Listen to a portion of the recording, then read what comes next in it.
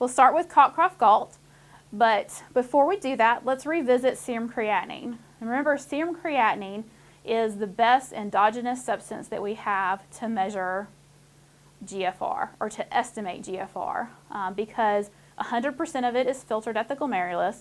We do have some reabsorption of it, but no secretion. So therefore, we get a good estimate of what GFR is, but however, that does create some error, and that's why we say that these are only estimates of GFR.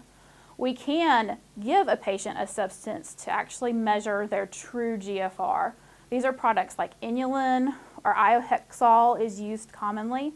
However, these are substances we have to give to a patient. They are radio labeled, so that would require a patient to go into the hospital. It requires special preparation of these products because they are radio labeled, very special handling of these products. So it's not something that we can do on a regular basis.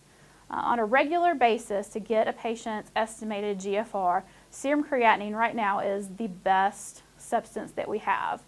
They are looking at cystatin C. We will not go into detail about that today because that is regularly used in practice yet, but you may see that coming in the next few years because cystatin C is also very similar to serum creatinine, and that there's very little reabsorption and secretion of that drug in the nephron. Therefore, it is also good, like serum creatinine, to use in our estimation equations. But currently, serum creatinine is what is being used in practice. And if we look at Cockcroft Gault, and this is the oldest of the three equations that we'll talk about today. Our equation for Cockcroft Gault is here. It's 140 minus age over serum creatinine times weight in kilograms over 72. And then if a patient is female, you multiply that by 0.085. And you'll notice that weight in kilograms does not specify what type of weight you use. And that is a subject of debate.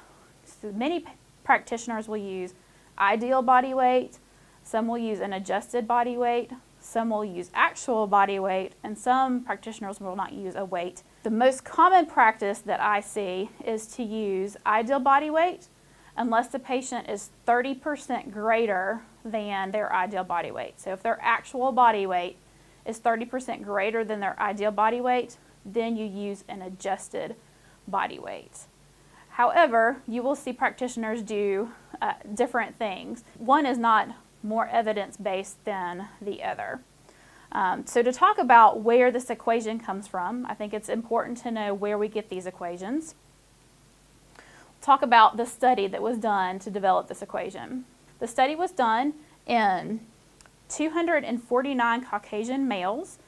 It was a Veterans Affairs population in the United States, so therefore it was all male and predominantly white male population. So if you think about being able to extrapolate that to other populations, realize that that can be very difficult because we talked about earlier that serum creatinine can vary from race, and again, this was just white Caucasian males.